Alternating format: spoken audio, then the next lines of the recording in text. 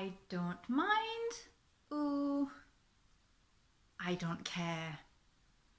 Aujourd'hui, je vous propose de nous pencher sur ces deux phrases. Ont-elles réellement la même signification? Sont-elles interchangeables? Et comment sont-elles perçues? Je vous explique tout ça dans un tout petit instant.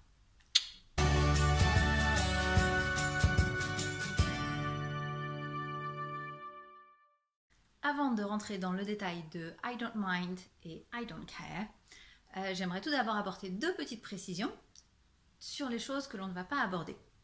Donc, vous le savez peut-être, mind et care peuvent avoir tout un tas de significations.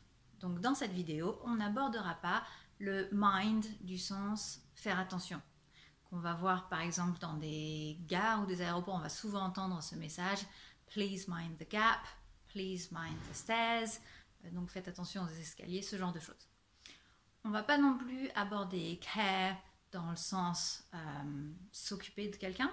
Donc, I have to care for my grandmother. Je dois m'occuper de ma grand-mère. Ou I care for you. J'ai des sentiments pour toi. Pas du tout. Donc, maintenant que c'est éclairci, commençons par I don't mind.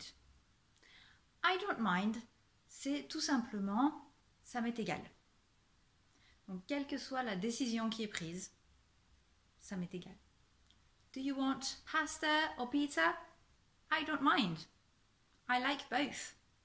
Tu veux des pâtes ou une pizza? Ça m'est égal, j'aime les deux.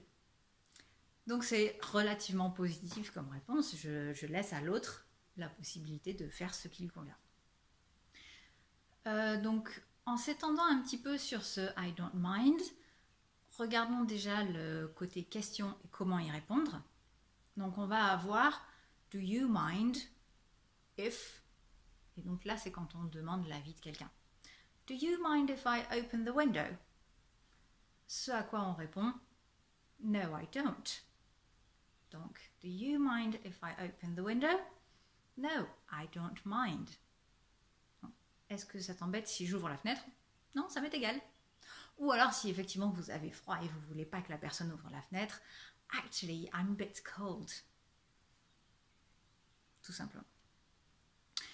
On va aussi avoir ce do you mind dans une situation avec une connotation complètement différente, mais qu'il est bon de connaître et qui peut toujours servir. Qui est plus... alors, qui veut dire la même chose dans l'absolu. Est-ce que ça t'embête si? Ou est-ce que ça vous embête si? Mais qui va être dans une situation de reproche. Donc, imaginez, vous faites la queue au supermarché et une personne passe devant vous. Vous allez dire... Excuse me, do you mind?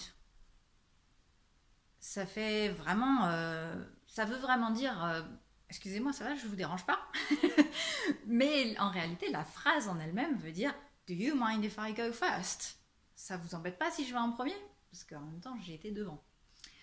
Donc, on a cette possibilité de l'utiliser comme un reproche. Excuse me, do you mind? Ou alors, quand il s'agit d'une question, do you mind if I do something? No, I don't mind. No, I don't. Voilà pour ce I don't mind. Maintenant, I don't care. Eh bien, I don't mind et I don't care n'ont mais pas du tout la même signification et surtout pas la même connotation. Donc, c'est pas du tout perçu pareil. I don't care, pour dire les choses brutalement, crûment, ça veut tout simplement dire je m'en fous.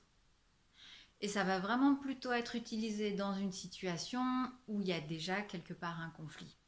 On n'a pas envie de s'exprimer, on est énervé, je m'en fous. I don't care. Do what you want. Je m'en fous, fais ce que tu veux. Et donc dans ces cas-là, ce I don't care, on constate qu'il est quand même particulièrement négatif. Et donc il est important de comprendre comment répondre à une question qui y ressemble, mais qui n'a pas du tout la même connotation. Comme on avait vu do you mind if, on va avoir do you care for a cup of tea? Alors là, c'est quand même relativement positif. Do you care for a cup of tea? Est-ce que tu veux une tasse de thé?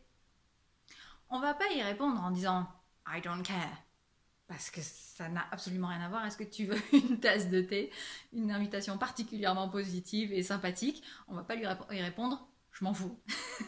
Donc, la réponse doit être un peu différente. Do you mind for a cup of tea? Oh yes please, I would love one.